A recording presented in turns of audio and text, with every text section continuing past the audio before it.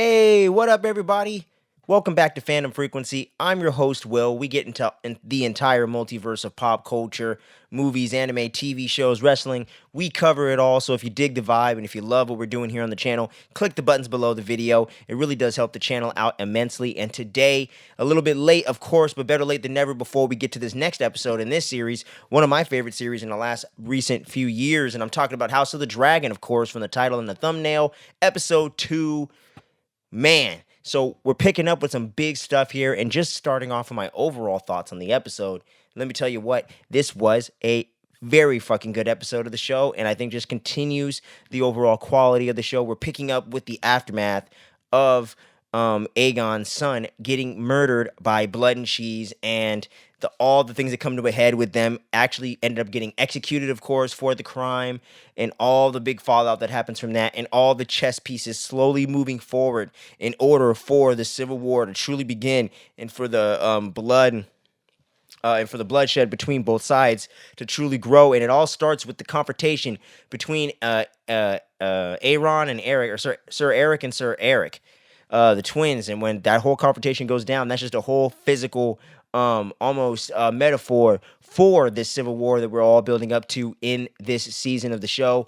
I'm not a person that read the books, of course, but for those of us that have a little bit of a cursory knowledge of the lore, and for those that maybe don't, this is all going into the civil war of the House of Targaryen, and why they are all so splintered and withered down to such a small population by the time we pick up with the trademark name show, Game of Thrones, of course. But with the show that we have at hand here, it's truly ratcheting up that tension and building up the conflict slowly but surely. And this show definitely has a lot less action, and this episode is definitely an example of that. We really just get the one fight with the twin brothers at the end of the episode in Rhaenyra's chambers or whatever.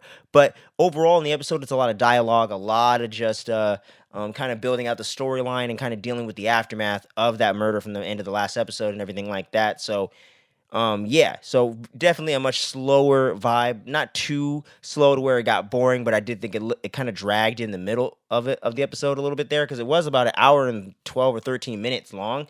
So it was quite a long episode in general. So I did think the pacing could have been a little bit better, but overall the episode was phenomenal. Had some of the strongest acting moments from a lot of the actors and characters in general as well, when it comes to like Otto Hightower, Aegon, Rhaenyra, of course. Just some really, really strong performances and some really strong standout moments from those characters. A lot of really good stuff. So and Olivia Cook as well as Allison, of course. So really, really dug the episode overall. And as we now get into the recap portion of the episode, I'm going to kind of break it up into Team Green and Team Black. So getting into the Team Green side of things, Allison is over there confronting her daughter Helena about the whole situation going on and trying to cover up her tracks, and hoping that her daughter doesn't snitch her out about the fact that she's still sleeping with Kristen Cole. Because for those of you that might have forgot, at the end, near the end of last episode, after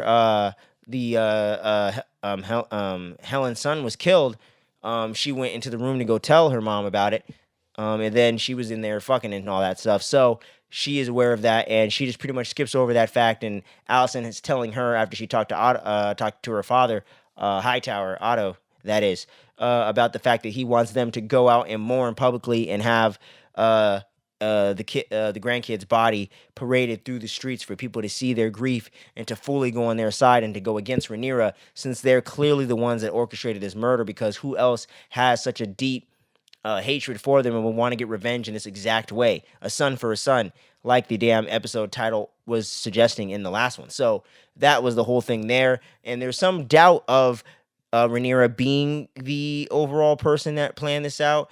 And of course, Aegon and a couple other people on the High Council or at the High Table, whatever the fuck, are like, dude, it's clearly her. It's clearly Team Black over here that's doing this shit. You know what I'm saying? And then some other people are like, well, we should do a thorough investigation, which I understand to a certain point, due process and all that other shit. Not exactly in this show, but you know what I'm saying?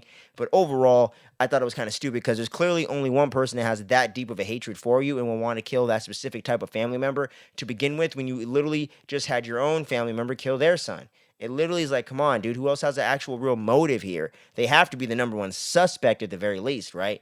So that's the whole kind of conflict going on early in the episode.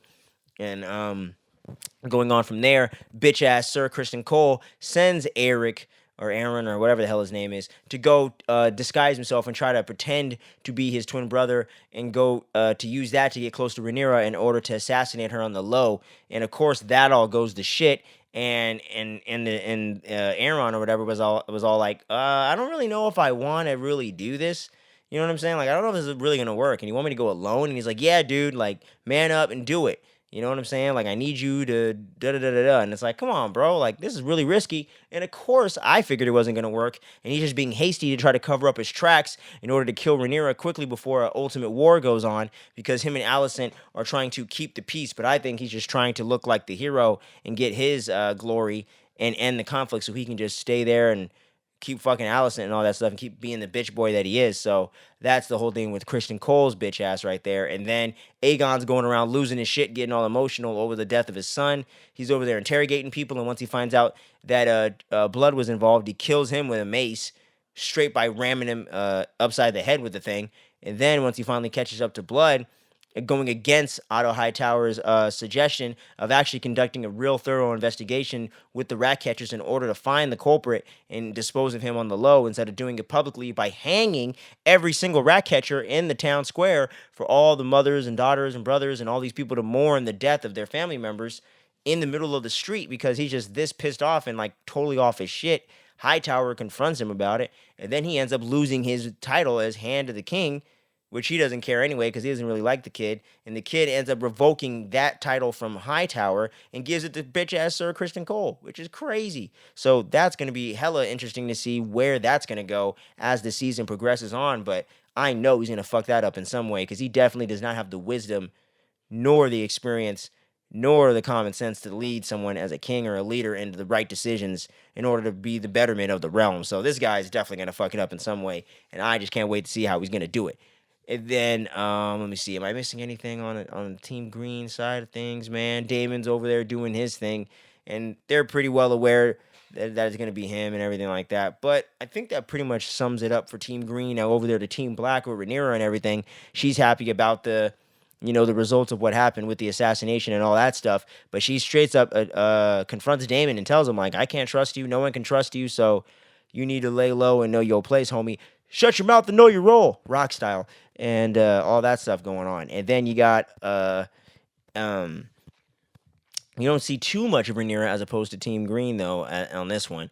And then you get the whole big battle at the end of the episode there with the twin brothers, man, right when she's about to get put to bed for good. And then the brother ends up killing him.